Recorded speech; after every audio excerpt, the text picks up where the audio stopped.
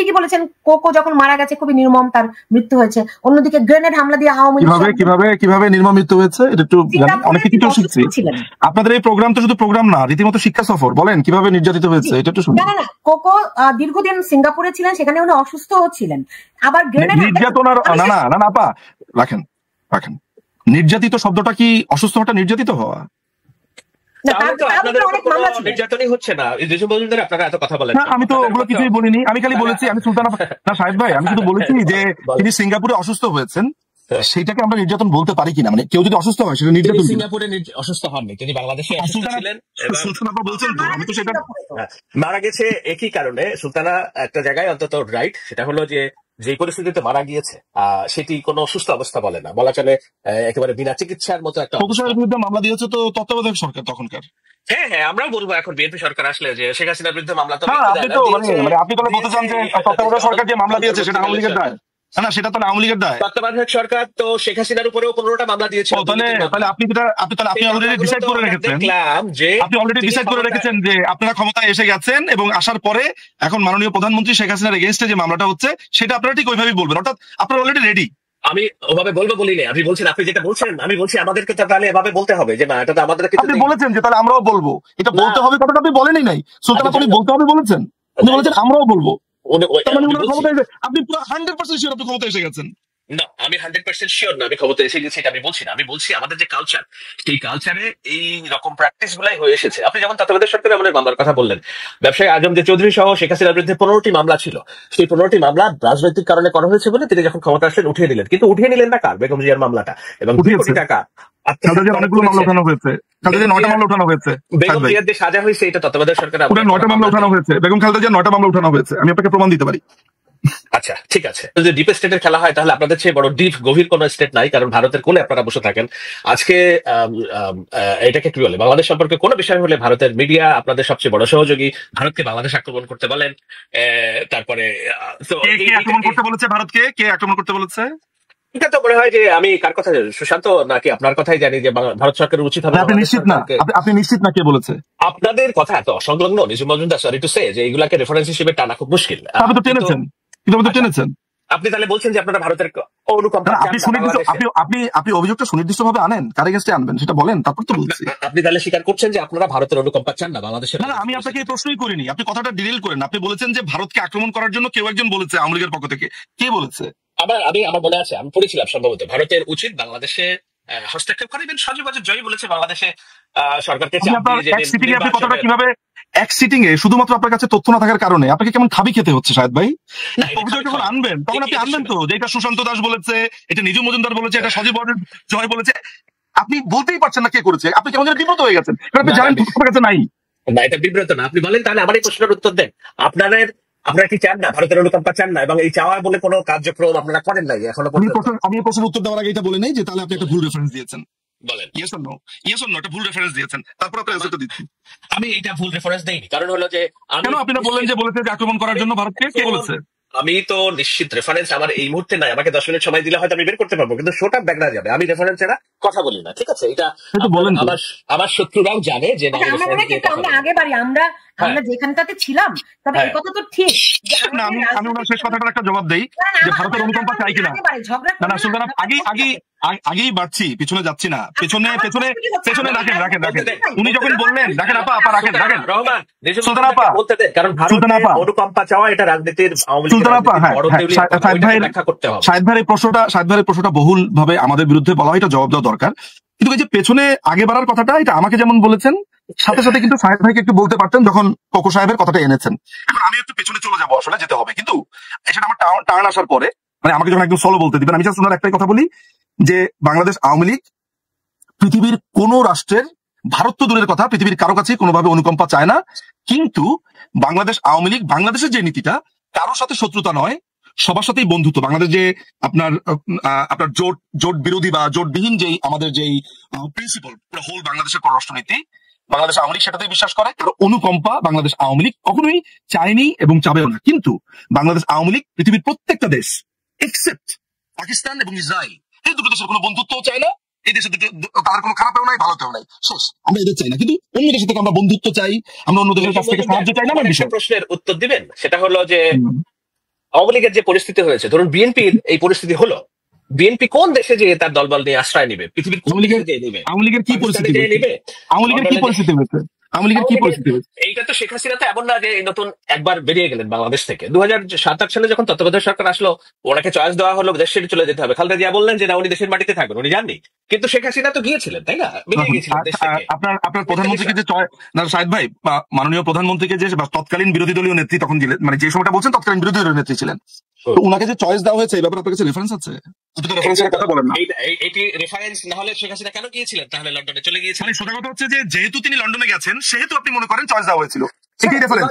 তিনি এইবারও ওনাকে, আপনারা যারা দূর থেকে কথা বলছেন, এটা আপনাদের জন্য নিশ্চয়ই শাহেদ ভাই আপনি জাম করছেন, আমার সাথে এই প্রশ্নটা জবাব দেন যে উনাকে যে চয়েস দেওয়া হয়েছে সেটা রেফারেন্সটা বলেন। মানে এটাই কি আপনার সেই রেফারেন্স যে উনি যেহেতু লন্ডনে গেছেন সেহেতু চয়েস নিয়ে গেছেন, এটাই আপনার কথা?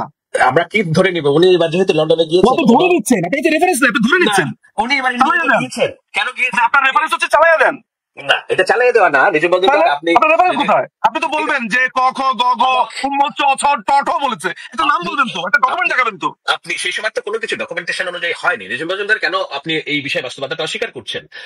আমি বাস্তবতা অস্বীকার করছি না তো ভাই। শাহেদ ভাই you know me very well. আমি একটা কথা বলি, ছেড়েছিল কিনা, আজকে পর্যন্ত দেশ ছেড়েছে কিনা? মাননীয় প্রধানমন্ত্রী, আপনি তাহলে আপনার জ্ঞাতার্থে আমি বলি, আপনার জ্ঞাতার্থে বলি, এক্ষুনি আমি আপনাকে দেখাতে পারবো এই প্রোগ্রামটা। আমি জাস্ট কথায় কথা বের করে ফেলবো আমাদের এই প্রোগ্রামের মধ্যে। সেটা হচ্ছে ওই ঘটনার সময় আমি নিজে উপস্থিত ছিলাম হিথ্রোতে, আমি নিজে মজুমদার উপস্থিত ছিলাম হিথ্রোতে। সেইখানে আমাদের আনোয়ারুজ্জামান চৌধুরী ছিলেন, রেজা আহমেদ ফয়সাল চৌধুরী, আমি যাদের নাম মনে করতে পারি ওই সময়টাতে, আমাদের ছিলেন। শোনেন আমি বলি সেখানে সাংবাদিকদের সামনে, সেখানে আমি বলছি, আমি একজন সাক্ষী, একটা উইটনেস। আপনি একজন উইটনেসের কথা শোনেন। সেখানে আপনার ববি ভাই ছিলেন, সেখানে ছোট আপা ছিলেন, আমি এটা মনে করতে পারছি না, কিন্তু সেখানে যারা ছিলেন সেখানে মাননীয় প্রধানমন্ত্রীকে প্রশ্ন করা হয়েছে, তিনি দেশে ফিরতে যখন চেয়েছেন তাকে ভোট করতে দেবে না। তিনি বলেছেন আমার দেশে আমি যাব, আমার দেশে আমি এখানে যাব, কেন আমাকে দেবে না? আমি অবশ্যই দেশে যাব। উনার টিকিট ক্যান্সেল করা, ভোট করতে দেওয়া হয়নি। এরপরে তিনি আবার টিকিট কিনে গিয়েছেন। আপনি কি বলছেন এটা? শোনেন আপনি ভাই, শোনেন, আপনি দুটো জিনিস হতে পারে। আপনি দেখেন যাওয়ার কোনো সুযোগ নাই। আমি কিন্তু দেখেন দল সমেত তারা ভারতে আশ্রয় নিয়েছে। বিএনপির আপনি এটা একবার না, আপনি এটা 500 বার বলতে পারেন, কিন্তু প্লিজ বলার আগে এটা বলবেন আপনার ধারণা, তাহলে এটা কিন্তু তর্কই করবো। কারণ আপনার ধারণা হতে পারে, কিন্তু আপনি যখন বলছেন যে একদম দায়িত্ব নিয়ে বলছেন এটা করা হয়েছে, আমাকে জানতে হবে রেফারেন্সটা কি। 2006-7 সালে আপনি লন্ডনে ছিলেন, আমি ঢাকায় দেশের মাটিতে সাংবাদিকতা করেছি। সুলতান রহমান আমার সহকর্মী ছিলেন, উনি জানেন। বঙ্গভবন থেকে আমরা লাইভ করেছি এবং ওই ঘটনা প্রসঙ্গ আমাদের চোখের সামনে ঘটা। হ্যাঁ, ওই যে বিশেষ কারাগার, বিশেষ জেল, এগুলো আমাদের প্রতিদিনের জায়গা ছিল। তো আপনি লন্ডনে ছিলেন, আপনি বলছেন যে এরকম কিছু ঘটে নাই, কিন্তু আমার সামনে প্রধানমন্ত্রী বিবিসি, তারপরে যারা সাংবাদিক আছে তাদেরকে, তাও কোথায় ঘরে না তো, হিথ্রোতে। উনাকে যখন ভোট করতে দিলেন না, উনি যখন ফেরত আসছেন টার্মিনাল 3 থেকে, শোনেন ভাই, টার্মিনাল 3 থেকে যখন উনি ফেরত আসছেন, সব সাংবাদিকরা ঘিরে ধরেছে। একটা মানুষ যদি আপনার কথাই আপনি কিভাবে কন্ট্রাডিক্ট করছেন শুনুন, আপনার কথা অনুযায়ী তাকে অপশন দেওয়া হয়েছিল দেশের বাইরে যাওয়ার, যদি সেটাই হয় তাহলে উনি ফেরত আসবেন কেন? তাহলে তিনি দেশের বাইরেই থাকবেন। ফেরত আসবেন কেননা তিনি সেই সময় দেখেছেন যে -2 যে থিওরি কিংবা বলা হচ্ছিল, উনি সাধারণত গ্রহণ করেছিলেন যে বিএনপিকে যদি মাইনাস করা যায়। কিন্তু যখন উনিও নিজের যে মাইনাস দেশের বাইরে চলে গেছেন, তারপর প্লাস হতে দেশের বাইরে আসছেন না, ওনার সাথে যে সমঝোতা ছিল, সমঝোতার নির্বাচন, এগুলো তো আর নতুন তথ্য না। বিবিসি সংবাদ দেখবেন, আপনি একটা রেফারেন্স দেখাতে পারছেন না। আমার একদম সহজ প্রশ্ন, যে আপনি দাবি করেছেন সেই সময় তিনি একটা অপশন, তাকে দুটো অপশন দেওয়া হয়েছিল। যখনই কেউ বলছে যে তাকে দুটো অপশন দেওয়া হয়েছিল, তার ট্যাসিট বা মৌন মিনিং হচ্ছে যে এই তথ্যটা আপনি জানেন কে করেছে। আমি যখন আপনাকে জিজ্ঞেস করেছি তখন বলেছেন যে এটাই বাস্তবতা, আমি তখন সাংবাদিকতা করেছি, সুলতান আপা আমাকে চেনেন, 2009 সালে আমি অমুক জেলে গিয়েছি, তমুক জেলে। ফাইন, আপনি একজন প্রকৃতদর্শী সাংবাদিক ছিলেন, ভালো বলেন, সেগুলো নিয়ে আমাদের কারো কোনো সন্দেহ নেই। আমি অ্যাপ্রিসিয়েট করি আপনার ভালো সাংবাদিকতা এবং আমি আপনাকে চিনিও ব্যক্তিগতভাবে, কিন্তু সেগুলো আসলে প্রশ্ন নয়।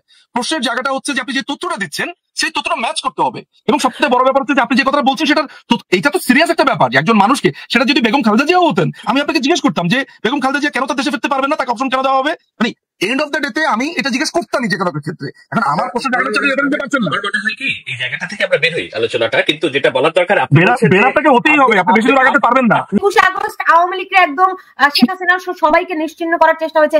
আইবি রহমান মারা গেছে, সেই মামলার আসামি মারা যায়নি, খুন করা হয়েছে। তারেক রহমান এখন খালাস পেয়েছেন, কে ওই ঘটনা ঘটালো এখন খালাস পাইনি, এখনো পেন্ডিং আপা, আচ্ছা পেন্ডিং। মামলা পেন্ডিং। তারপরে খালেদা জিয়াকে ক্যান্টনমেন্টের বাসা থেকে উৎখাত করা হলো, তিনি উৎখাত করা হয়নি, মামলা হেরেছেন। প্লিজ আপনারা কি এইভাবেই কথা বলতে থাকবেন? এইভাবেই কথা বলতে থাকবেন? ওকে, মানে উৎখাত করা হয়েছে মানে বলতে কি বোঝাচ্ছে? তাহলে সেই আদালতের রায়, সেই আদালতের রায় মিথ্যা। আচ্ছা এরকম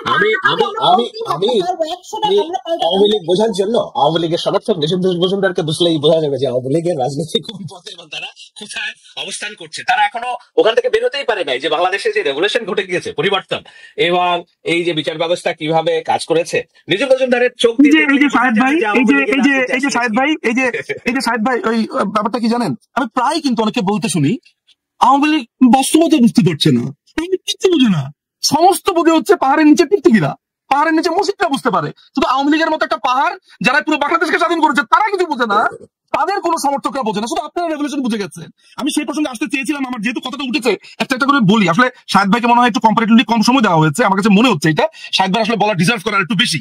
শাহেদ ভাই আমি আপনাদের একটু সময়টা নিয়ে একটু বলছি। আপনি যে শুনতে বলেছেন যে এদেরকে টোকাই বলা যাবে না, এদেরকে দখলদার বলা যাবে না। আচ্ছা টোকাই, এই যে এরা টোকাই, এই টোকাই বলেছে বিএনপির এক সমর্থক, ওর নাম হচ্ছে আরাফাত রহমান শৈশব। সে বলেছে যে 138টা যে আপনার যে কিশোর গ্যাং আছে, ওরা প্রায় 1 বছর ধরে এই 138টা কিশোর গ্যাংকে একসাথে একত্রিত করে এই আক্রমণ চালিয়েছে। আমার কথা না, বিএনপি সমর্থিত ওই আরাফাত রহমান শৈশব নামে যে ছেলেটি আছে তার কথা, নাম্বার 1। এখন আমি যেই আলাপটাতে আমি আসতে চাই সেটা হচ্ছে টোকাই কেন বলেছি।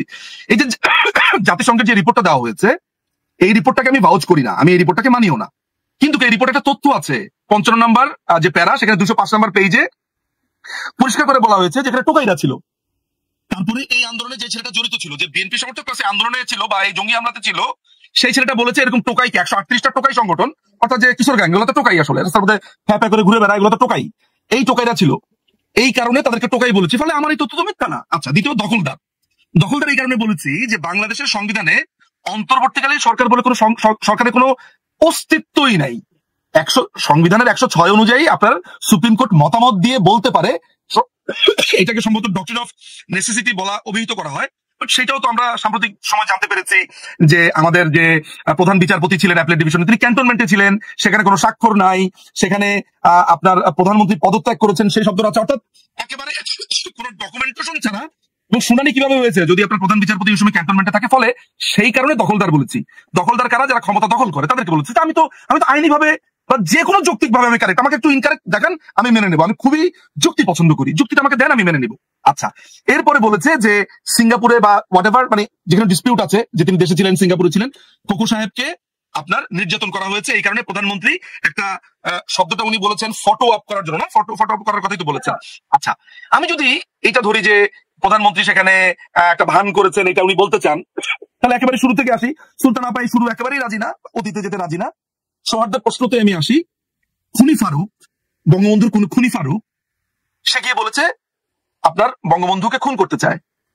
ডেপুটি বা যিনি আপনার সেনাপ্রধানের ঠিক পরের যিনি ছিলেন, সেই তথ্য অনুযায়ী তথ্য আমাদেরকে বলছে যে জিয়া রহমান সাহেব সেই সময় বলেছেন যে তোমরা জুনিয়ররা যা খুশি করো।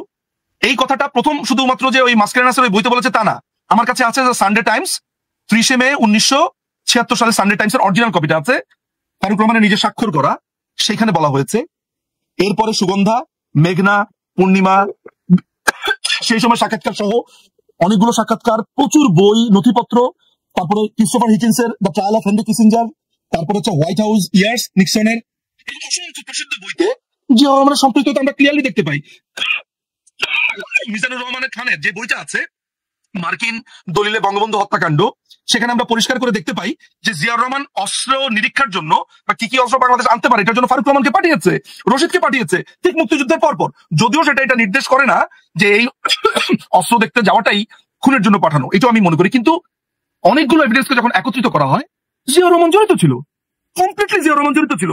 আপনার জামিল সাহেব, লেফটেন্যান্ট কর্নেল জামিল, তার বইতে বলেছেন যে জিয়াউর রহমান গিয়ে যখন বলেছে তখন তিনি এই সংবাদ শুনে বলেছেন যে প্রেসিডেন্ট ইজ দেয়ার, এই প্রত্যেকটা ঘটনা নির্দেশ করে, বিশেষ করি যে বঙ্গবন্ধু হত্যাকাণ্ডে জড়িত ছিল।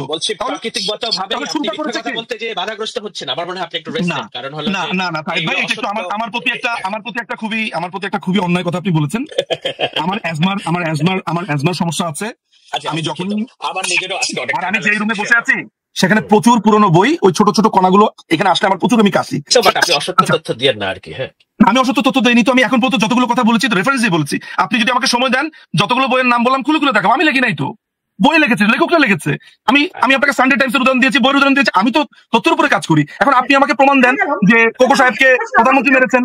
আমার করছে সেটা হচ্ছে কয়েকদিন আগে আপনি জানেন যে খুনি ডালিমের একটা ইন্টারভিউ পাবলিশ হয়েছে। সেখানে তিনি বলছেন মুক্তিযুদ্ধের সময় জিয়াউর রহমান এবং তারা শপথ করেছেন। এক্স্যাক্টলি, এক্সট্রিমলি থ্যাংক ইউ যে আপনি এটা উঠিয়েছেন যে রক্ত শপথ করেছে। রক্ত শপথ করেছে আপা, রক্ত শপথ করেছে। প্রতিক্রিয়া কি দেখিয়েছে? দেখায়নি কিন্তু। মানে এটা তো মাত্র 2-3 মাস আগের ঘটনা। আমরা একটু আগে বাড়তে পারি কিনা? আমাদের প্রত্যেকের ভুল আছে, সেই ভুলগুলো সংশোধন করে আমরা আগে বাড়তে চাই বলেই আমি বলতে চাই যে আওয়ামী লীগকে যদি দেখতে নিজাম মজুমদারের মতো উইথ ডিউ রেসপেক্ট তার এই ভাবনা চিন্তার মতো যদি মনে হয়, তাহলে আমরা আগে বাড়বো কিভাবে? আমাদেরকে আব্দুল হামিদের বাবদ বাস্তবতা স্বীকার করতে হবে যে উই হ্যাড প্রবলেম। দুই তরফে অনেক রকম অসৌজন্যতা, রাজনৈতিক ভাবে মানে খুবই ভয়ঙ্কর ঘটনা আমাদের দেশে ঘটেছে। এরকম মানে দুই তরফ যে বলছেন কিভাবে আমরা কি অসৌজন্যতা দেখিয়েছি একটু বলেন, রেফার করেন, তাহলে উত্তরটা দিতে সুবিধা হয়। আমি তো অনেকগুলো বলেছি, আপনি তো সেটা মানতে রাজি নন। না, আমি মানতে রাজি মানি। রাখেন সুলতান আপা, রাখেন। পুরো একটা ফ্যামিলিকে শেষ করে দিল 1975 সালের 15ই অগাস্ট, যেখানে জিয়াউর রহমান সাহেব জড়িত ছিলেন। 21শে অগাস্ট 2004 সালে কম্পিউটারে গ্রেনেড মেরে ফেলবে। মানে এরপরে সৌজন্যতা দেখাবো আমি? মানে একতরফা। এরপরেও মাননীয় প্রধানমন্ত্রী শেখ হাসিনা কোকো সাহেবের বাসাতে গিয়েছেন যে তাকে, এই যে তিনি মারা গেছে সেটা একটা সন্তানহারা মাকে সান্ত্বনা দিতে। মানে সবকিছু দেখাতে হবে আমাকে, আমাদের এই দায় নিয়ে, এই দায় আমাদের। মানে দেশকে স্বাধীন করার পরে আজকে শুনতে হচ্ছে জাতির পিতা বঙ্গবন্ধু গুন্ডা ছিলেন। আপনার তরফ থেকে কোন রকমের প্রতিবাদও আমি লক্ষ্য করলাম না। গুন্ডা ছিলেন, হ্যাঁ, এরকম গুন্ডাই ভালো, দেশকে স্বাধীন করে দিয়ে গেছে। ঘরে ঘরে এরকম গুন্ডাই হওয়া ভালো। তাহলে আজকে যে বাংলাদেশি পাসপোর্টে ট্রাভেল করতে পারছি, আমি প্রতিবাদটা করলাম, আপনি করেননি। প্রতিবাদটা একটু দয়া করে করবেন। সুতরাং আমার যে কথাটা হচ্ছে বা আমি যে কথাটা বলতে চাই সেটা হচ্ছে যে সৌহার্দ্য এক তরফ থেকে আসে না, এটা দুই তরফ থেকে আসতে হবে। পুরো ফ্যামিলিকে মেরে ফেলবেন, আপনি এটা শোনেন, আপনি আমার পুরো ফ্যামিলিকে মেরে ফেলবেন। আমার I have every right to hate you till my death, which Awami League didn't। আপনি আগে এটা সর্ট আউট করেন যে আমার ফ্যামিলিকে, আমার পুরো গোষ্ঠীকে মেরে ফেললো 75-এর 15ই অগাস্ট, যিনি অন্যতম ভাবে জড়িত ছিলেন। সেটা আমি বলিনি, আদালতের রায় আছে। সারা পৃথিবীর বিভিন্ন বড় বড় লেখকরা লিখেছেন, বাংলাদেশি লেখকরা তো আপনি বাদ দেন। আমি এরপরে সৌজন্যতা দেখিয়েছি। এরপর আপনি কি করলেন? দুটো বোন বেঁচে ছিল, তাকে আপনি গ্রেনেড মেরে ফেলবেন। এটাও নাকি ভ্যানিটি ব্যাগ থেকে আমরা গ্রেনেড মেরেছি। আমি কত সৌজন্যতা দেখাবো? আমি ঠিক কত বড় হলে আমাকে বড় বলা হবে? আমাকে বলেন না, বলেন মানে আমাকে সারা জীবন জসীমউদ্দিনের এই কবিতাটা গেয়ে যেতে হবে? আমার মা তাই বলেন, আমার ঘর ভাঙিয়াছে যেবা, আমি বাঁধি তার ঘর, আপন করিতে কাঁদিয়া বেড়াই, যে মনে করেছে পর। আমাকে তাহলে এই গান গেয়ে যেতে হবে? নিজাম মজুমদার, আমি আপনাকে, সুলতান রহমান, আমি আপনাকে রেস্কিউ করি আলোচনা থেকে। Let's move forward. আপনারা এই গো ধরে বসে থেকে আপনাদের ওয়ে আউট কি? আপনারা দেশে ফিরবেন কি হবে? আপনারা তো দেশ থেকে বেরিয়ে গেছেন। আমরা দেশ থেকে বেরবো কি? আমাদের দেশে ফিরবো কিভাবে? মানে আমাদেরকে এর আগে মাননীয় প্রধানমন্ত্রীকে 6 বছর দেশে ঢুকতে দেওয়া হয়নি, নানান ভাবে ভয়ভীতি দেখানো হয়েছে।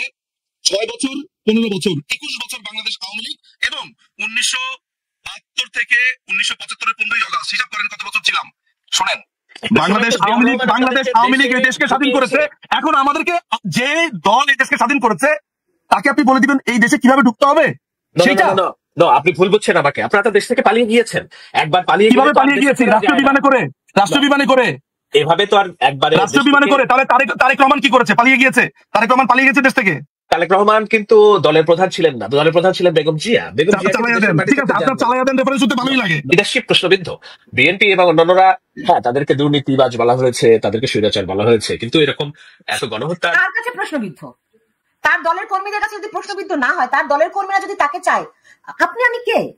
উনি তো, তাহলে আপনি যদি অপরাধ স্বীকার না করেন, অপরাধকে অপরাধ হিসেবে না দেখেন, তাহলে তো আপনার সাথে কোনো বন্ধুত্বের সুযোগ আমি দেখি। অপরাধ কোথায় প্রমাণিত হয়েছে? অপরাধ কোথায় প্রমাণিত হয়েছে? আপনি জাতিসংঘের ফ্যাক্ট ফাইন্ডিং কমিটির যে রিপোর্ট, জাতিসংঘের ফ্যাক্ট ফাইন্ডিং নিয়ে আপনাকে 500টা আমি জিনিসপত্র দেখাতে পারি, কিন্তু সেটা যাওয়ার আগে এটা বলি, জাতিসংঘের ফ্যাক্ট ফাইন্ডিং কমিটি কি আদালত? না, আদালত তো চলছে, আদালত বিচার হচ্ছে। তাহলে তো আপনার যদি তাই হয়, তাহলে ড্যান মজিনা না, ওই যে 2004 সালে যিনি আমেরিকার রাষ্ট্রদূত ছিলেন, তিনি উইকিলিক্সে যে ইমেলটা লিখেছিলেন আমেরিকার তার পররাষ্ট্র তাদের যে দপ্তরকে, যে তারেক রহমান হচ্ছে একটা চাঁদাবাজ, একটা দুর্নীতিবাজ, একটা চোর ডাকাত, আমরা সব উল্লেখ করছে, তাহলে সেটাও সত্যি? উইকিলিক্স একটা গোপন অনৈতিক লেনদেন। আমি যদি গোপনে জেনে যাই লোকটা তা করেছে, সেটা সত্যি না। শুধু আপনার ইউনাইটেড নেশন, আপনি জাতিসংঘের প্রতিবেদনের সাথে উইকিলিক্স কে মিলাতে পারবেন না, এগুলো খুবই জাতিসংঘের যিনি রিপোর্টটা বানিয়েছেন ভলকার টুর্ক নিজে বিবিসি কে বলেছে যে সে থ্রেট দিয়েছে যে তারা আপনার সেনাবাহিনী নিবে না, ট্রুপস তারা প্রত্যাহার করবে যদি বাংলাদেশের কোনো কাজে তারা ইনভলভ হয়। কোনো কাজে, মাথায় রাখবেন শব্দটা কোনো কাজে, আমার কাছে পুরো ট্রান্সক্রিপ্ট আছে। যিনি জাতিসংঘের অনুচ্ছেদ 100 কে ভাঙতে পারেন, 38 কে ভাঙতে পারেন, যিনি একটি সার্বভৌম রাষ্ট্রে হস্তক্ষেপ করতে পারেন, তিনি আবার যখন রিপোর্ট বানাচ্ছেন, তিনি আবার যখন ইউনিসেফের সাথে গলাগলি করে ছবি দেখতে পাই, যিনি আবার ডিপ স্টেটের আপনার জর্জ সরোসের বেতনভুক্ত কর্মচারী দেখতে পাই, তার রিপোর্ট আমাকে মানতে হবে।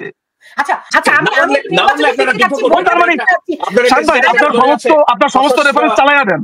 না, সশস্ত্র যুদ্ধের জন্য প্রস্তুত নাকি ওইটা আমি আপনাদের তো আমি দেখি না যে যুদ্ধ করা ছাড়া আর কোনোভাবে ফিরতে পারবেন। তো ঠিক আছে, যদি যুদ্ধই করেন তাহলে তো আমাদেরও যুদ্ধ করতে হয়, কেননা আমরা তো চাই না যুদ্ধ। কেন আপনি কেন আক্রান্ত বোধ করছেন? আপনি তো দখল করেন নাই দেশটা, আপনি আক্রান্ত বোধ করছেন কেন?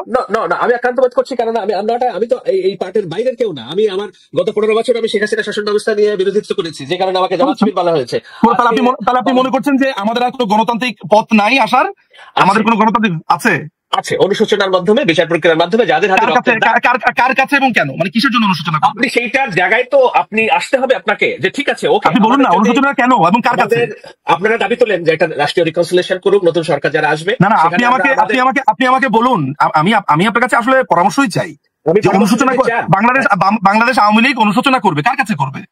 আমি বলছি না অনুশোচনা করার জন্য কার কাছে করবে সেটা না, কিন্তু আপনাদের অ্যাপ্রোচটা কি বুঝলাম না আপনার কথা। আপনি না মাত্র বললেন অনুশোচনা করবে, এই যে আপনারা দাবি তোলেন, একটা ন্যাশনাল দাবি তোলেন যে ঠিক আছে বাংলাদেশকে আমরা সমানভাবে গড়তে চাই, হোয়াট এভার হ্যাপেন্ড জুলাই আপনারা রিকনসিলিয়েশন কমিশন করেন, আমরা আমাদের বক্তব্য দিব।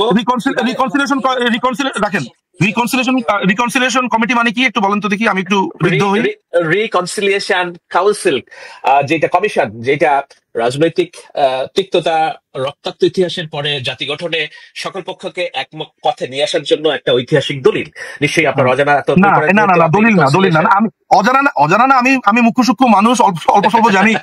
এটা দলিল না, এটা একটা প্রক্রিয়া। প্রক্রিয়া, সেই প্রক্রিয়ায় আপনারা দাবি তোলেন যে we want to back to our land. কার সাথে রিকনসিলিয়েশন করব? যাদের ব্যাপারে আমরা বলছি যে তারা হত্যা করেছে, তাদের সাথে আমরা দাবি করছি যে তারা হত্যা করেছে, এবং তাদের যে সমন্বয়ক পরিষ্কার করে বলেছে, আপনি নিশ্চয়ই শুনেছেন যে আমরা যদি পুলিশ হত্যা না করতাম, আমরা যদি আগুন না দিতাম মেট্রো রেলে। আরেকজন বলেছে, একটা ছেলে নাম হচ্ছে সজল, আমি সজল মিয়া আমি পৃথিবীতে আগুন দিয়েছি। আরেকজন নেতা বলছে আমরা যদি পুলিশ না মারতাম, তারপরে যে নাফিস, যে উত্তরার যে ড্রাগ ডিলার, সে বলেছে আমি পুলিশ হত্যা করেছি। তো সমস্ত বর্ণনা দিচ্ছে তারা, অপরাধ আমি হলাম। হ্যাঁ, মানে বুঝলাম না শাহেদ ভাই, মানে এই স্বীকারোক্তি, ওপেন স্বীকারোক্তি দিচ্ছে যারা, তাদের ব্যাপারে চার্জ জানা হচ্ছে না আমার উপরে। যিনি সমন্বয়ক হাসিব আল ইসলাম, তিনি চ্যানেল আইতে প্রোগ্রামে বলছে যে আমরা যদি পুলিশ হত্যা না করতাম, আমরা যদি মেট্রো রেলে আগুন না দিতাম, আমরা যদি এরকম অরাজকতা না করতাম, তাহলে আমরা পারতাম না। 1 নাম্বার, এরকম আপনি নিশ্চয়ই এগুলো আপনার চোখ এড়ানোর কথা না, বিকজ বোথ অফ আস আমরা দুজনে সোশ্যাল মিডিয়াতে সবসময় দেখি। তো তাদের বিরুদ্ধে চার্জ জানা হলো না, তাদেরকে আপনি স্বৈরাচার বলছেন না, তাদেরকে আপনি খুনি বলছেন না, খুনি বলছেন আমাকে, কেন ভাই? আর আমি যে অনুশোচনা চাইবো, আমার দলে বাংলাদেশ আওয়ামী লীগের যদি আমি লাস্ট হিসাব করি, আমাদের হিসাব মতে 35 থেকে 42% ভোট আমাদের আছে। যারা ভোট দেয় তাদের মধ্যে 2 থেকে 3 কোটি, ডাটা অনুযায়ী আপনার চালায়া দেন রেফারেন্স থাকতে পারে, ভাই শুনেন, আমাদের ভোট আছে 50%, মাঝখানে আমরা। আচ্ছা ঠিক আছে, আমি তো বললাম আপনার চালায়া দেন রেফারেন্স আপনি বলতে পারেন। আমার কাছে যে ডাটা আছে জাতীয় বাংলাদেশ নির্বাচনের, যে আমি বইটা এখনই বের করতে পারি, সেখানে আমি দেখতে পাচ্ছি যে বাংলাদেশ আওয়ামী লীগের ভোট এখনো পর্যন্ত 35 থেকে 42%। 42% মানুষ আওয়ামী লীগকে অপরাধী মনে করে না। তার কাছে অনুশোচনা চাইবো আমি এখন? আওয়ামী লীগের জামাত মনে করে, আপনি মনে করেন, জামাত তো গণহত্যা করেছে, আমি ওর কাছে মাপ চাবো? জামাত তো 71-এর গণহত্যা করেছে, না আপনারা রাখেন, জামাতের হাতে রক্তের দাগ নাই 71 সালের, তার সাথে বিএনপি রাজনীতি করে কিভাবে একটু বলেন তো আমাকে। হ্যাঁ, সুলতানা কি জিজ্ঞেস করছিলেন? আমি বলছিলাম নিজুম সাহেবের কথা জিজ্ঞেস করবে না, একটু নিজুম সাহেবের কথা শুনেন। আমি বলছিলাম কি যে ফেব্রুয়ারিতে আপনি তো বললেন, আমরা জানি যে মানে আওয়ামী লীগ একটা নির্বাচনমুখী দল, তারা সবসময় সব নির্বাচনে অংশগ্রহণ করেছে আগেও। তো এইবার যদি নির্বাচন থেকে আওয়ামী লীগকে বাদ রাখা হয়, সেক্ষেত্রে আওয়ামী লীগ কি করবে? নিজুম মজুমদার ইউনূস হচ্ছে একটা দখলদার বাহিনীর প্রধান। আমি সুৎখর টুৎখর বলবো না, আমি শুধু বলবো যে একটা দাগি আসামি। কারণ আপনি জানেন যে প্রায় 16 কোটি টাকা সে ট্যাক্স চুরি করেছে, সেটা টাকা তাকে দিতে হয়েছে, সে অ্যাটলিস্ট একটা মামলাতে তার অভিযুক্ত হয়েছে। সুতরাং সেসব আলোচনাতেই আমি যাবো না। আমার কথা হচ্ছে যে বাংলাদেশ আওয়ামী লীগকে একটু আগে ডেড হর্স বলেছে, কিন্তু শাহেদ আলম ভাইয়ের যত ব্লগ আমি দেখলাম মোটামুটি, যেগুলো সামনে আসে বা কেউ লিঙ্ক পাঠায়, সবই আওয়ামী লীগকে নিয়ে কথা। তো একটা ডেড হর্সকে নিয়ে শাহেদ আলম ভাইয়ের এত আগ্রহ, মানে মনে হচ্ছে যে ওই যে বাংলা সিনেমা দেখেছি না, বেদের মেয়ে জোসনা, বিন বাজা আপনার ওই সাপের ছবল থেকে বাঁচায়। শাহেদ আলম ভাই মানে আওয়ামী লীগের দায়িত্ব নিয়েছে, বিন বাজিয়ে তারপরে আসি বলে জোসনা ফাঁকি দিয়েছে। সুতরাং ডেড হর্সকে নিয়ে এত চিন্তা কেন যে আজকের মিটিং এ পর্যন্ত বলতে হয়েছে যে আমরা যদি ঐক্যবদ্ধ না থাকি, আমাদের অবস্থা তো জানেনি কি হয়েছে, আমাদের অবস্থা কি হয়েছে আপনারা তো জানেনি, আপনাদের অবস্থা খারাপ হবে ঐক্যবদ্ধ না থাকি। চারদিকে তো শুধু ডেড হর্সের ভয়, ডেড হর্স তো ডেড হর্সের তো ভয় কেন? ডেড হর্সের ছাত্র বাহিনীকে নিষিদ্ধ করতে হয়, ডেড হর্সকে আপনার নিষিদ্ধ করতে হয়, তার সহযোগী সংগঠনকে নিষিদ্ধ করতে হয়, জয় বাংলা কেউ স্লোগান দিলে তাকে নিষিদ্ধ করতে হয়। ওই আওয়ামী লীগ আসলো এই ভয়ে, জয় বাংলা বলেছে, জয় বাংলা নট বাংলাদেশ আওয়ামী লীগ নিয়ে কিছু বলেনি, জয় বাংলা, জয় বঙ্গবন্ধু বলেছে, না তো দুই আওয়ামী লীগ, জয় বঙ্গবন্ধু নিজে বলেছেন। তো জয় বাংলা জয় বঙ্গবন্ধু বলে গ্রেফতার করতে হয় কেন? সাধারণ মানুষ ভয়ে কথা বলতে পারছে না। আপনি শোনেন, আজকে আমরা এই প্রোগ্রামে যদি নাও বলি, শাহেদ আলম ভাই জানেন না যে পত্রিকারা লিখতে পারছে না এখন? অজানা থাকার কথা না আসলে। আমি তো সাংবাদিক না রে ভাই, আপনাদের যে সাংবাদিক কলিগ আরো বেশি তথ্য জানেন, স্ট্র্যাটেজিগত কারণে এটা বলবেন না, বললে ইউনূসের উপরে দায়টা আসে। আর ইউনূসের উপরে দায়টা আসলে ইউনূসকে প্রশ্নবিদ্ধ করলে, কারণ বিএনপি এখন ক্ষমতা যাওয়ার স্বপ্ন দেখছে, কোনোভাবে প্রশ্নবিদ্ধ করতে চাইবে না। কিন্তু বাস্তবতা তো এই, বাংলাদেশ আওয়ামী লীগ কে যদি বলা হতো যে পাকিস্তানি জান্তা বাহিনীর অধীনে আপনি একটা ইলেকশন করেন নতুন করে, বা মালিক মন্ত্রিসভা, 1971 সালে মালিক মন্ত্রিসভা হয়েছে, তখন আওয়ামী লীগকে যদি বলা হতো মালিক মন্ত্রিসভার অধীনে আরেকটা পারলে ইলেকশন করেন তো, দেখা দেন তো বাংলাদেশ আওয়ামী লীগ তখন যুদ্ধ ছেড়ে মালিক মন্ত্রিসভার আন্ডারে ইলেকশন করতো, তাই না? আমাকে আপনি প্রশ্নটা যেটা করেছেন সেটা আপনারা কি আরেকটা যুদ্ধ ছাড়া কোনো সমাধান দেখছেন না, তাই তো? আমরা তো অলরেডি যুদ্ধের মধ্যে আছি। আমরা আদর্শগত যুদ্ধ, মতাদর্শ যুদ্ধ, আমি বলি আদর্শগত যুদ্ধে আছি। কথা বলছেন, ডক্টর ইউনূস বলছেন যুদ্ধ অবস্থায় আছি, আপনি বলছেন যুদ্ধ অবস্থায় আছি। না, আদর্শগত যুদ্ধে নাই, আমরা আদর্শগত যুদ্ধে নাই এখন থাকি, যেখানে রাজাকার ছাড়া পেয়ে যায়, মুক্তিযোদ্ধারা জেলে থাকে, যেখানে জয় বাংলা বলা যায় না। এটা আপনার কাছে আদর্শগত যুদ্ধ মনে হয় না? ফরগেট অ্যাবাউট আওয়ামী লীগ, আপনি তো মুক্তিযুদ্ধের সপক্ষের একজন স্ট্রং মানুষ, আপনি সাপোর্ট করেন যে জয় বাংলা বললে গ্রেফতার হয়, আপনার কাছে এটা যুদ্ধ মনে হয় না? আজকে বিএনপির একজন লোক জয় বাংলা বলে দেখুক, মির্জা আব্বাস যুদ্ধ করেছে কি বলে? জয় বাংলা বলে করেছেন। আমির খসরু মাহমুদ চৌধুরী বা বিএনপির যারা মুক্তিযোদ্ধা আছে, নজরুল ইসলাম খান কি বলে যুদ্ধ করেছেন? জয় বাংলা করেছেন। হ্যাঁ, মির্জা ফখরুল ইসলাম যুদ্ধ করেননি, দলের স্লোগানে পরিণত করলেন। এখানেই তো কোনটা ও এই যে কথাটা বলছেন শাহেদ ভাই, তাহলে ব্যাপারটা দাঁড়ালো তাই যে বাংলাদেশ আওয়ামী লীগ বিসমিল্লাহ বললে সেটা বাংলাদেশ আওয়ামী লীগের শব্দ হয়ে যাবে, এটা আর মুসলমানদের শব্দ না। মুক্তিযুদ্ধ যখন করেছেন, মুক্তিযুদ্ধ যখন করেছেন জয় বাংলা বলেছেন, বাংলাদেশ আওয়ামী লীগ জয় বাংলা বলেন, আপনিও বলেন, আপনি কি আমি মানা করবো? মানে যদি বিএনপি জয় বাংলা বলতো, বিএনপিকে কেউ বাধা দিত যে বিএনপি জয় বাংলা বলতে পারবে না? তাহলে মুক্তিযুদ্ধকে এই যে বললেন যেটা দলীয় স্লোগানে রূপান্তরিত করেছি, তাহলে তাহলে আমরা জয় বাংলাকে মানে মুক্তিযুদ্ধকে ধারণ করতে পারবো না। আপনি যদি বিএনপি স্লোগান যদি জয় বাংলা হতো, আপনাকে কেউ বাধা দিত? আমি বলি, আপনি যেহেতু বিসমিল্লাহির রহমানির রহিমের শব্দটা বলেছেন, এই কথা বলা স্পষ্টকতা তবুও বলি, কিন্তু কেউ যদি কেন স্পষ্টকতা কেন? আমি তো যুক্তির জন্য বলেছি। আমি বলি বিসমিল্লাহ বলে কেউ যদি কাউকে কতল করে, সেটা কি আমরা শান্তিপূর্ণ মুসলিম ইসলামকে সমর্থন করে কিনা? তো আপনি জয় বাংলাকে মুক্তিযুদ্ধের সমর্থন বলবেন, আবার জয় বাংলা নাম করে আপনি ছাত্র হত্যা করবেন, নারায়ে তাকবীর বলে রাখেন, নারায়ে তাকবীর বলে যখন রক কাটে তখন কি হয়? আমরা কি তাদেরকে সমর্থন করি?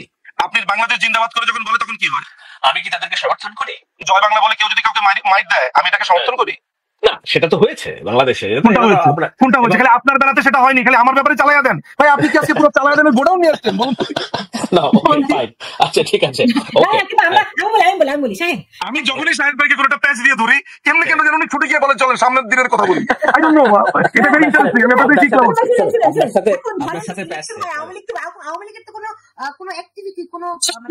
সুলতানা আপা রাখেন প্লিজ, রাখেন। আমি আপনাকে কথা দিচ্ছি, আমাদেরকে নিয়ে যে আলোচনা হচ্ছে, আমরা কি আর রাজনীতিতে আওয়ামী লীগ কি আর রাজনীতি ফিরতে পারবে? কে আলোচনা করছে? টেলিসামাত আলোচনা করছে সালমান শাহকে নিয়ে। না এখন আপনি হাসবেন না, কি করবেন? না শাহেদ আলমকে টেলিসামাদ বলিনি আমি, এটা আমি না না প্লিজ আমি না শাহেদ আলম ভাইকে ব্যক্তিগতভাবে আমি পছন্দ করি, আমি ওনাকে টেলিসামাদ বলি। আমি বলেছি এই আলাপটা তো শাহেদ ভাই একা করছে না, অনেকেই করছে। এইসব টেলিসামাদরা আলোচনা করছে যে সালমান শাহ কি করবে না করবে, তো সালমান শাহ তো এইসব প্রশ্ন শুনে মজা পায়। শোনেন, বাংলাদেশ আওয়ামী লীগ এই বাংলাদেশের জন্ম দিয়েছে, সাথে সমস্ত মুক্তিযোদ্ধাদেরকে নেতৃত্ব দিয়ে এককভাবে না, সবাইকে নিয়ে মুক্তিযুদ্ধ করেছে। বাংলাদেশ আওয়ামী লীগ গণতন্ত্র এনেছে, বাংলাদেশ আওয়ামী লীগ এই দেশের সংবিধান এনেছে, বাংলাদেশ আওয়ামী লীগ এই দখলদার বাহিনী হটিয়ে মেহনতি মানুষের এই দল আবার মেহনতি মানুষের অধিকার প্রতিষ্ঠা করবে। আর এই বুর্জোয়া দালাল যারা আছে, এই সাম্রাজ্যবাদী, এদেরকে কিভাবে দমন করতে হয় বাংলাদেশ আওয়ামী লীগ জানে, এবং সেটা আদর্শিকভাবে গণতান্ত্রিক প্রক্রিয়াতে এবং সশস্ত্র সংগ্রামের মাধ্যমে। এখন সশস্ত্র সংগ্রাম মানে কি? অস্ত্র মানে ওই পিস্তলের অস্ত্র না, তার চিন্তা, তার ফিলোসফি, তার আদর্শ, এটা আমার কাছে অস্ত্র। এই চিন্তার যে অস্ত্র, সেই অস্ত্রের মাধ্যমে সশস্ত্র সংগ্রাম করবে। পালিয়ে গিয়েছে এবং তারা তো এমন না প্রবাসী। আচ্ছা এই কথাটা এটা তো শর্ট আউট করে নেই, এটা তো শর্ট আউট করে নেই। পালায় যাওয়ার একটা রেফারেন্স, আচ্ছা পালায় যাওয়ার একটা ব্যাখ্যা আপনার কাছ থেকে জানি, পালায় যায় কাকে বলে, এটা কারণ বারবার এটা ডিস্টার্বিং। পালায় যাওয়া মানে কি শুনি তো?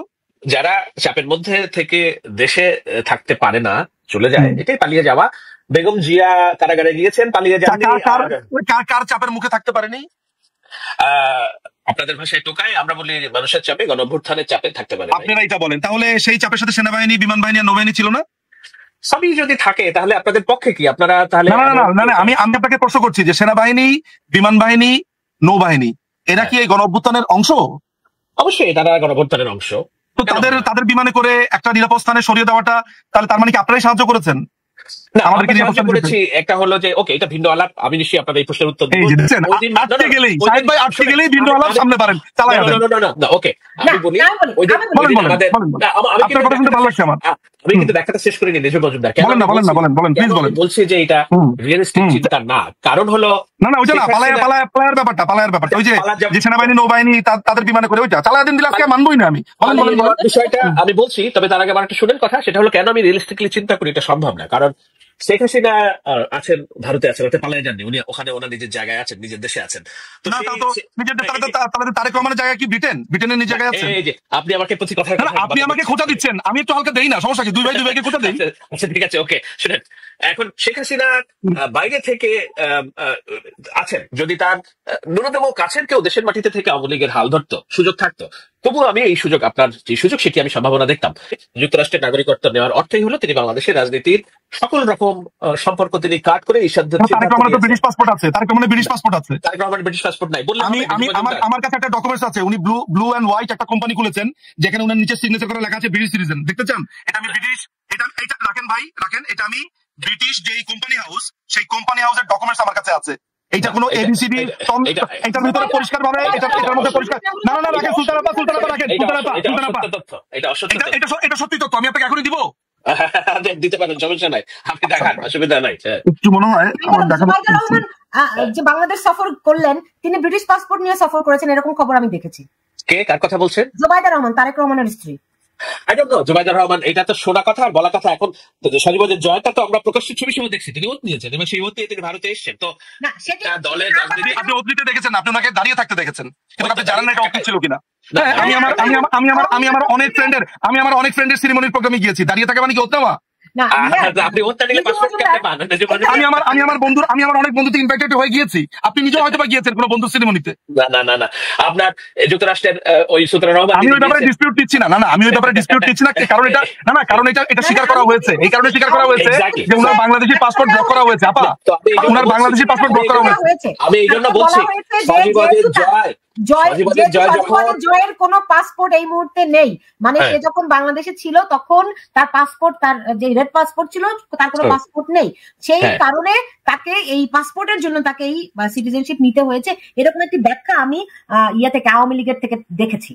হ্যাঁ আপনি দেখেছেন, কিন্তু এগুলো তো কোনো ব্যাখ্যা কাজে আসে না যখন আপনি একটা দলের লিডারশিপের দায়িত্ব। আমি বলেছি যে তারেক রহমানের ব্রিটিশ সিটিজেন কিনা, এই যে আপা শুনেন, তারেক রহমান ব্রিটিশ সিটিজেন কিনা সেই ডকুমেন্ট আমি পেয়েছি। আপনি আমাকে পাঠান, আমি একটু স্ক্রিনশটটা শেয়ার করি, আপনি পাঠান আমাকে একটু WhatsApp এ পাঠান, আমি স্ক্রিনশটটা শেয়ার করি। আচ্ছা, আমি এখনই আপনাকে পাঠাচ্ছি, এটা হচ্ছে ব্রিটিশ কোম্পানি। আমি বলি আপা, আপনাকে বুঝতে হবে, এটা হচ্ছে ব্রিটিশ একটি কোম্পানি। আমি তো বলি নাই হোয়াইট এন্ড ব্লু, রাখেন না আপনাকে একটু বলে দেই তাহলে আপনি বুঝতে সুবিধা, এটা লিগাল ডকুমেন্টস, বুঝেন জিনিসটা। White and blue consultants limited, এটা 1 জুলাই 2015 রেজিস্টার করেছেন তারেক রহমান সাহেব। এই ডকুমেন্টটা কোম্পানি হাউসে ছিল, এটা আমি ডাউনলোড করেছি। এইটা এখন আপনাকে আমি পাঠাচ্ছি। এইটার মধ্যে উনার সিগনেচার সহ, উনার সাইন সহ পরিষ্কার ভাবে লেখা আছে উনি ব্রিটিশ সিটিজেন। আমি পাঠাচ্ছি আপনাকে। ভাই এটা আমার ডকুমেন্ট না। ওকে, নিজের মজুমদার আপনার একটা বিশেষত্ব আছে, আপনি সোশ্যাল মিডিয়াতে বিশেষ একটা জায়গা দখল করে নিয়েছেন, এই জন্য তারেক রহমান কোন স্ট্যাটাসে লন্ডনে আছেন? এটা তো আমি জানি না, আমি তো তারেক রহমানের মুখপাত্র না, তাই না? কিন্তু আমি রাজনীতির গতি প্রবাহটা বলছি যে যখন একটা দলের নেতৃত্বের দাবিদার একজন দেশের মাটিতে নেই, বাইরে অবস্থান করছেন কিংবা জায়গায় সুরক্ষিত, অনেকে বলেন গৃহবন্দী, কারণ তার আমরা ভিডিও দেখি না, তার আমরা চেহারা দেখি না, তিনি কোথায় আসেন এটাও কেউ জানে না, একদম সুরক্ষিত ভাবে ভারত তাদের রত্নকে তার জায়গায় সুরক্ষা দিয়ে রেখেছে। উনি বাংলাদেশের ম্যাটেরিয়াল না। ব্রিটেন কোন রত্নকে সুরক্ষা দিয়েছে? না, ব্রিটেন আরো বহুত মানুষকে, টিউলিপকে সুরক্ষা দিয়েছে, টিউলিপের মা শেখ রেহানাকেও সুরক্ষা দিয়েছে। এইটা কোনো কথা না। না, তাহলে শুধু ভারতের ব্যাপারে ভারত রত্ন আর ব্রিটেন রত্ন বলতে পারবেন না নাকি? ওইটা বললে আপনার চাকরি থাকবে না। ভাই চাকরি থাকবে কিনা বলেন, আমি আপনার চাকরি খেতে চাই না। চাকরি থাকবে কি থাকবে না? আপনার কি চাকরি থাকবে কি থাকবে না আমার এটা বলেন, খালি নিজুম ভাই চাকরি থাকবে না। ভাই আপনি আমার বন্ধু মানুষ, আপনার চাকরি খেতে চাই না। এয়ারফোর্সের সবচেয়ে সুরক্ষিত জায়গা, সেই জায়গায় শেখ হাসিনা আছে। এই তো আপনি ভাই অন্য আলাপ দেখতেছেন। আপনি আমার বলেন যে ভারত রত্ন কথাটা বললে আপনার যদি ভালো লাগে, তাহলে ব্রিটেন রত্ন বললে কি আপনার চাকরি থাকবে কি থাকবে না? আমার কোনো চাকরি নাই, আমি ফ্রিল্যান্সার, আমার কোনো চাকরি নেই, সমস্যা না। আমার কথা হচ্ছে যে আমি বলছি লিগ্যাল জায়গা থেকে আলোচনাটা আপনারা যদি ন্যাশনালি চিন্তা করেন যে একজন ভারতে আছেন, উনি দেশে ফেরার রাস্তা নাই, সজীবদের জয় আগামী দিনে যার উপর নেতৃত্ব। দুর্ভাগ্য যে দুজন ভবিষ্যতের কর্ণধার হতে যাচ্ছেন বলে ধারণা করা হয়, সেই দুজনের একজনও বাংলাদেশের নাগরিক নন, বরং অন্য দেশের নাগরিকত্ব গ্রহণ করতে হয়েছে। বাংলাদেশের নির্বাচন হবে, সেই নিয়ে লন্ডনে আলোচনা করতে হয়। আসলে বাংলাদেশের মানুষেরই দুর্ভাগ্য কিনা এটা আপনি বলতে পারেন যে এটা বাংলাদেশের মানুষের দুর্ভাগ্য, কারণ আমরা তো চাই না এই রাজনীতি। দেখেন ওনার ন্যাশনালিটি, এই যে দেখেন আমি আপনাকে ডকুমেন্টটা পাঠিয়ে দিয়েছি, এটা আপনি কত নাম্বার পেজে পাবেন জানেন? এটা আপনি 2 নাম্বার পেজে পাবেন। 2 নাম্বার পেজে লেখা আছে ন্যাশনালিটি ব্রিটিশ। উনার জন্ম তারিখ হচ্ছে 20/11 সামথিং ইয়ার। আমি উনার পুরো জন্ম তারিখ বলবো না, উনার নিরাপত্তার জন্য। উনি নভেম্বরের 20 তারিখে জন্মগ্রহণ করেছেন। উনার বার্থ ডেট আমি বলবো না। উনি দিয়েছেন এটা। কোম্পানি খুলতে হলে এটা পাবলিক ডকুমেন্টস, তাহলে আমি পেলাম কিভাবে ভাই? এটা পাবলিক ডকুমেন্টস হিসেবে ছিল। এটা 2 নাম্বার পেজে যান, দেখেন 2 নাম্বার পেজে ন্যাশনালিটি ব্রিটিশ। উনার বাসার ঠিকানা দেওয়া আছে, এগুলো দেখেন না, শুধুমাত্র উনার ন্যাশনালিটিটা দেখান। এখন কি বলবেন ভাই? এখন কি বলবেন?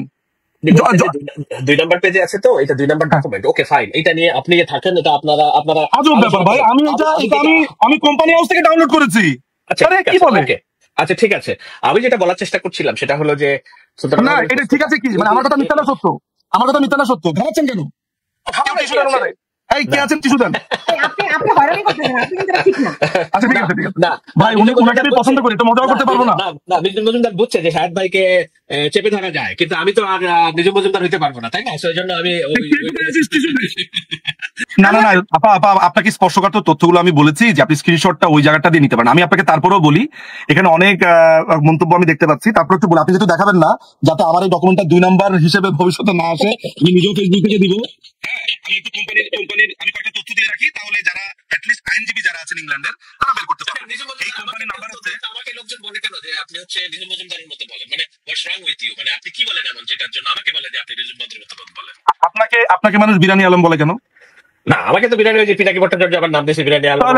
তাহলে একই ব্যাপার, আমাদের তো দুজনের কমন শত্রু। আপনি কেন বুঝেন না তাও তো বুঝলাম না। না, কিন্তু এমন তো বলে যে অসত্য কিংবা বিভ্রান্তকর তথ্য দিচ্ছে বলেই আমাকে। শাহেদ ভাই শোনেন, আমি যেহেতু আপনার প্রতিপক্ষ, আপনি একটা কথা বললে আমি বলবো শাহেদ ভাই বিভ্রান্তকর তথ্য দিচ্ছে, আমি বললে আপনি বলবেন। এগুলো sometimes it's a beauty of আপনার debate, that's not a issue. ইস্যুটা হচ্ছে যে আমি তথ্যটা দিয়ে যাচ্ছি, আমার তথ্য সত্যি না মিথ্যা এইটা পাবলিকের জন্য থেকে গেল। আমি আর আপনি দুজনেই বায়াসড কোনো না কোনো দল দ্বারা, কিন্তু পাবলিকের জন্য তো তথ্যটা দিয়ে যায়, তাদের জন্য তো আমরা একটু মানে কি বলে, তাদের জন্য কি করি। এই কোম্পানির নাম্বার হচ্ছে, আমি একটু বলি, কোম্পানির নাম্বার হচ্ছে 9665750। এই কোম্পানিটা 1 জুলাই 2015 সালে এটা করা হয়। কোম্পানি 1/2006 সালে। এইটা যে কোডের যেটা দেখতে পাচ্ছি সেটা হচ্ছে N09665750P। এইটা আছে, এইটা কোম্পানিটা ডিজলভ করা হয় তার 2 বছর পরে ডিজলভ করা হয়। সাধারণত কোম্পানি হাউসে যখন কোনো কোম্পানি খোলে সেখানে সমস্ত ঠিকানা মেকানা দিতে হয়, তারপর কয়েক বছর থাকে, এরপর এটা থাকে না। তো এই ডকুমেন্টসটা আমি ওই কোম্পানি হাউস থেকে পেয়েছি। আমাদেরকে বিভিন্ন কোম্পানির সত্যতা নিরূপণের জন্য এরকম খুঁজতে হয়, তো আমি এরকম খুঁজে খুঁজে পেয়েছি কোম্পানি হাউসে। জানি না যে আপনারা এখনো সার্চ দিলে পাবেন। কোম্পানির নাম হচ্ছে white and blue consultants limited, যদি থাকে তাহলে পাবেন। সাধারণত একটা সুনির্দিষ্ট বছর পরে চলে যায়। কারণ আমি যে কোম্পানির নাম্বারটা বললাম এটা দিয়ে আপনার রেকর্ডে সার্চ করলেই কেউ পেয়ে যাবে। আমি সত্যি না মিথ্যা বলেছি প্রমাণিত। এখানে পরিষ্কারভাবে লেখা আছে যে উনি ব্রিটিশ সিটিজেন। আর মুশকিলের জায়গাটা হচ্ছে এইটা যে সজীবদের জয়কে নিয়ে আপনি যেরকম ভাবে মজা করে বললেন, একইভাবে আমিও কিন্তু বলতে পারি যে উনিও ব্রিটিশ সিটিজেন। আপনি যেমন বলেছেন পালিয়ে গিয়েছে বাংলাদেশ আওয়ামী লীগের সবাই, আমিও কিন্তু আপনাকে বলতে পারি যে তারেক রহমান আজকে 18 বছর না 17 বছর, যে 2008-এ গেছে, তিনি কিন্তু পালিয়েই আছেন। আমি এটা বলতে পারি, কিন্তু আমি একটাবারের জন্য এই প্রোগ্রামে এই কথা বলিনি, আমি একটাবারের জন্য এই তথ্য দেইনি তিনি ব্রিটিশ সিটিজেন। কারণ যখন প্রসঙ্গটা এসেছে তখন আমি বলেছি, কারণ আমি মনে করি এই ব্যাপারগুলো আমি আলোচনা করবো না আসলে, কারণ এটা আমার এজেন্ডাতে ছিল না। যাই হোক, আপনি তুলেছেন, আমি পাল্টা দিয়েছি এই কারণে। কারণ আমার যেই জায়গাটা আমরা বারবার আলোচনা করার আসছি, বাংলাদেশ আওয়ামী লীগ কি রাজনীতি ফিরতে পারবে কি পারবে না, আমি না এই কথাটা বলার সময় আমার না খুব হাসি পায়। এই কারণে হাসি পায় আমার কাছে, আমি যেটা ভিজুয়ালাইজ করতে পারি। ভাই আপনি আবার নিজেকে ওই একটা প্রাণীর উদাহরণ দিব যে আপনাকে ওই প্রাণী মনে করবেন না। আমার কাছে মনে হচ্ছে জঙ্গলের মধ্যে একপাল ছাগল একটা বাঘের বিচার করছে। কেন আমি এই কথাটা বলছি? কারণ বাংলাদেশ আওয়ামী লীগ একটা শক্তিশালী দল না, কি শক্তিশালী দল না, তাদের সমর্থক বেশ কি বেশ না। আমি সুলতান আপার কথা বাদ দিলাম, উনি হোস্ট, উনি তো আসলে কোনো মন্তব্য করতে পারেন, কিন্তু আপনি তো জানেন বাংলাদেশ জামাতের মতো একটা দল যারা আজ পর্যন্ত 6 থেকে 7% বেশি ভোট পায়নি জাতীয় রাজনীতিতে, তাদের ক্ষেত্রে আপনি বলেছেন যে এটা মুছে দেওয়া যায় না। সেখানে বাংলাদেশ আওয়ামী লীগ, শোনেন, ঘটনা পরিক্রমাতে অনেক কিছুই হবে রে ভাই। আমরা তো সার্ফেসে, আপনারা দেখেন আমি একটু সার্ফেসের নিচেও কাজ করি হালকা পাতলা, সুযোগ হয় আর কি আমার, ওইটার নিচে আমি দেখতে পাই। ঠিক আছে, আমি অনেক টায়ার্ড, কারণ আমি প্রায় 18-19 ঘন্টা ট্রাভেল করেছি ইন্ডিয়া থেকে। আমি আজকে এলাম, এর মধ্যে আমি প্রোটেস্টে গিয়েছি ইউনুসের ওইখানে, তারপরে সেখানে এসে টকশো করছি, মানে হিউজ ডে। তাই আমি একটু টায়ার্ড, আমি কথা অসংলগ্ন হলে বলবেন, কিন্তু এত কথা আমি আপনাকে বলে রাখতে পারি, বাংলাদেশ আওয়ামী লীগ ফিরবে এবং খুব শক্তিশালী হয়ে ফিরবে।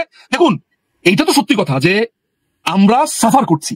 গত প্রায় 10 মাস ধরে আমাদেরকে ব্যান করা হচ্ছে, আমাদের প্রায় 4 লাখ কর্মীকে অ্যাটাক করা হয়েছে, আপনার আটক করা হয়েছে, আমাদের কর্মীদেরকে মারা হচ্ছে, খুন করা হচ্ছে, জবাই করা হচ্ছে। যত বড় দলই হই না কেন আমরা তো আক্রান্ত। ফলে মাথাতে রাখবেন যে একটা বাক্যেও যদি আপনি গিয়ে একটা লাঠি দিয়ে বাড়ি মারেন, ও কিন্তু 2 পা পেছাবে। 2 পা পেছায় পালিয়ে যাওয়ার জন্য না রে ভাই, 2 পা পেছায় ও যাতে একটা জাম নিতে পারে। আমি যখন ইনহেলারটা নেই, আমি অনেক জোরে টান দেই, আরেকটা প্রেস করার জন্য পরে আরো জোরে টান দিতে পারি। তুমি পেছাই মানে এই না আমি আগাবো না। সুতরাং বাংলাদেশ আওয়ামী লীগ আসবে কি আসবে না, আমাদের দুজনের যদি আল্লাহ হায়াত রেখে থাকে, আমাদের দুজনই মোটামুটি বলা যেতে পারে একটা বয়স আছে সামনে সময় দেখার জন্য, এই টকশোতেই ইনশাল্লাহ আমি এসে শুধু আপনাকে অপমান করবো না, আমি বলে রাখবো ভাই, আমি খালি আপনাকে একটা কথাই বলবো, ডায়লগটা দিয়ে রাখি।